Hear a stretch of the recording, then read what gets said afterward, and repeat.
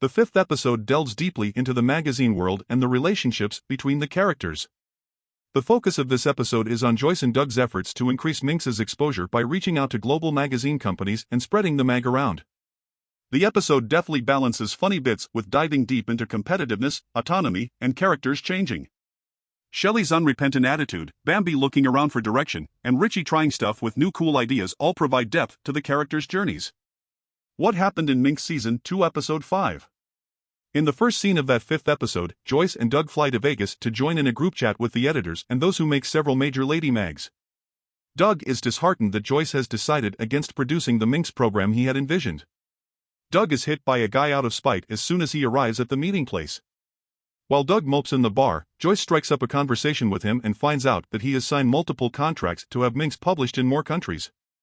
Given Doug's importance to the magazine's success, Joyce has offered him the post of head of Minx's selling abroad. When we last left our heroes, they were preparing for the big tennis showdown between Billie Jean and Bobby down at that place. Tina, upset at being ignored, throws a tennis match viewing party at work for her co-workers. One of the models that showed up for Richie's photo disagrees with Shelley and claims that guys are more capable in sports. Shelley challenges him to a friendly game, and the model responds by using his penis as a tennis ball. The model has trouble removing the bat from his penis after the contest, but Lenny comes to his aid. Joyce finds out that her former boss George has launched a new lady mag called Gal, edited by her old friend and colleague Mags, just before the group chat.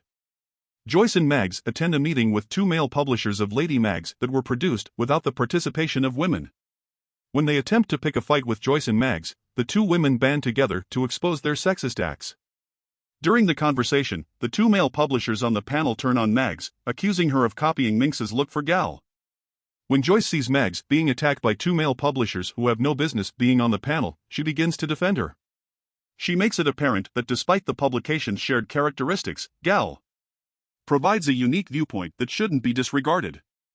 Without considering the potential fallout, she advocates for Mag's development in the sake of advancing a woman's voice and presence in the biased mag world. Doug negotiates with numerous publishers from abroad to sell Minx in other countries while Joyce prepares for the group chat by pitching Minx as the real-deal women-focused mag on the scene. The publishers that work with Doug end up with rich agreements because they have nowhere else to turn. However, the publishers begin to take notice when Joyce presents Gal as a feminist voice with an equally legitimate opinion. Since the journal is still in its infancy, they reason that they may negotiate with George over a lower sum.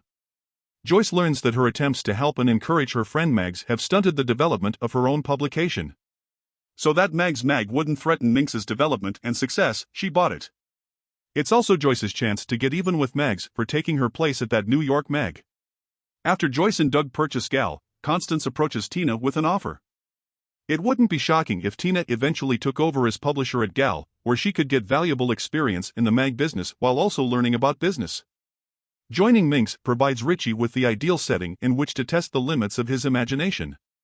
Joyce being the magazine's top dog means that the photo guy doesn't have to worry about his work being censored. However, Richie is profoundly affected by when Constance showed up in Minx as the leader of the same.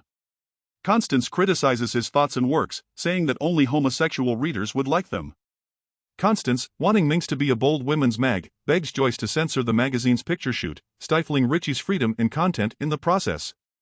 Because Joyce has decided to give in to Constance's demands, Richie can no longer use his photos as a way to show off the beauty of his life and experiences as an LGBTQ+ artist.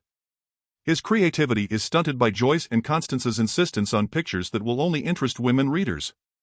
He begins taking on other customers even as he continues to use Minx in its many versions as an outlet for his ideas. When Bambi had the same experience, she asks him why he is packing his bags, and he explains that he needs more space to be creative. However, it's possible that Richie won't end up leaving Minx. Joyce is beginning to see that she has been blind to the efforts of others, which have contributed much to Minx's success. Once she had this epiphany, she could no longer deny Doug's contribution to the success of Minx as a mag. Like Richie, she may come to appreciate his accomplishments and advocate for his right to express himself in front of Constance.